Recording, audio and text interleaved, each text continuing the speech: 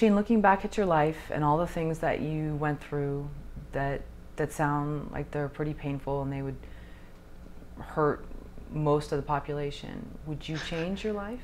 Or would you say, you know what, maybe if I had it too comfortable, it wouldn't push me to make these films? Because so many people talk about doing this stuff and they don't either do it or they don't finish it. So you're finishing it. You're even taking 5 years to believe in something, which is pretty commendable. So would you change all that? You know, I really don't know. I mean, because there's so many things that could be changed. So it's like, at what point do you? It's all, you know, it's like those time travel movies. You know, at what point, I forget the term. But at what point do you? You know, like, say there's 30 different things, traumatic things that have happened. Do you start from the first one? I think maybe with the butterfly effect for some reason. Like, you know, at what point do you make that splice? You know, because I mean, life, a lot of these things, I've had a lot of these things happen where it's like these big events, I guess, you know, and they started when I was 5. So it's like, at what point would I, if I changed anything, like at what point would I do that? I don't know, you know. I mean, most of what I make, I think, is about like lost childhood or rape or incest, you know, and I mean, that goes back to when I was 5 years old. You know, somebody thought I was being sexually abused because of a picture I drew, and then that put me in foster care for 2 years. You know, and then my 1-year-old brother ended up, you know, living with his foster family until he was 18. So it was my only sibling. So I never really had a sibling, and then. To this day, I still kind of feel responsible for that. And to this day, well, he finally stopped, he's 30 now, he finally stopped questioning it when he was like 27, 28. You know, so it's only just recently where he's stopped kind of getting in my mom's face about, why did you give me up, you know, and, you know, to my foster family. And that all dates back to something I did, you know, because I drew a picture that grown-ups misinterpreted, but, you know, my life's never been the same. So it's like,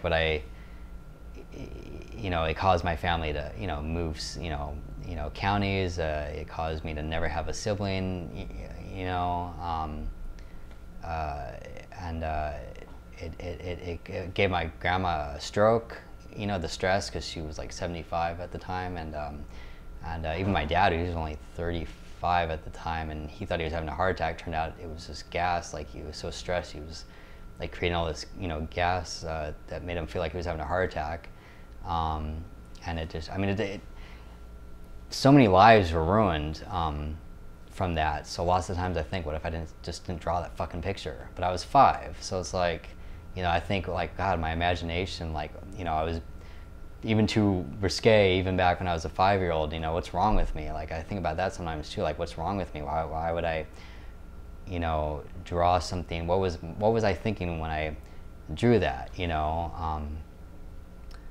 You know, so I don't know at what point would I take something back, you know, because I think about that all the time. So obviously it haunts me, but then again, who the hell knows where I'd be if none of this stuff happened, and I wouldn't have all this anger towards, you know, not society, well, society, but the system, to law enforcement. Like, I have such a rebellious attitude towards authority, and you know, and it all started with that, you know, and.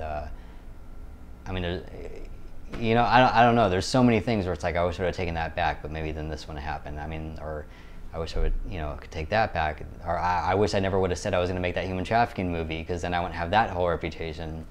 But then that made me end up making the Alyssa movie. But then who knows how that's going to be perceived? So maybe I shouldn't have made that. You know what I mean? There's so many things that have happened where I'm like, I don't know if I would take that. I don't know. That's a really hard question.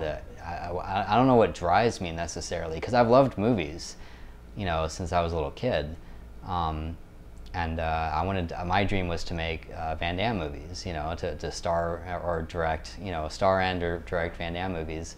And that's nothing like the movies I make. I mean, I'm so far from making those kind of movies.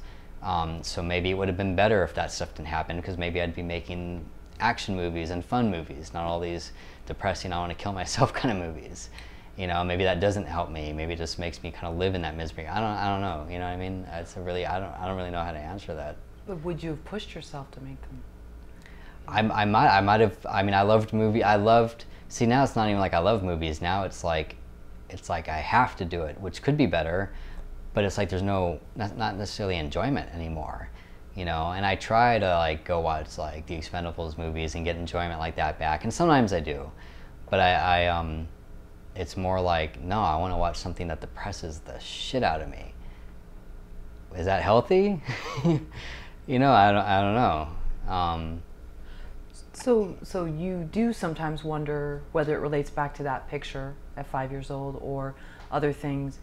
If maybe things were more Ozzie and Harriet and perfect sort of picket white fence, where would you be now? But maybe you wouldn't have that same drive inside you to make these films, because it's not easy to make films, and a lot of people talk, you know, we already went down there and I brought that up, but have you thought about that? That maybe all that happened, but it also pushed you to put these stories out?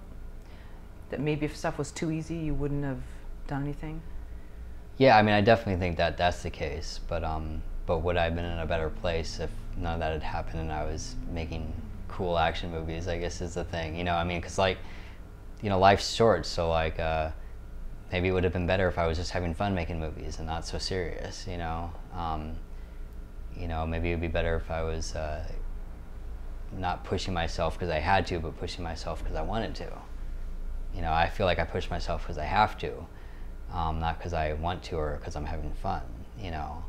I mean, I am having fun here and, you know, there, but it's more like, you know, even looking back at stuff I've made, like, depresses me because I think about the mindset I was in, you know? I don't think about necessarily the shot or, you know, you know, the filmmaking aspect. I think more about the mindset, the mood, the emotion, which is what I love though too. I mean, it's a really hard question because like I want to feel emotional when I watch something, but like I said, life's fucking short, so maybe it'd be better to just feel fun and bliss and you know, like often Never Neverland when you're making movies. I don't.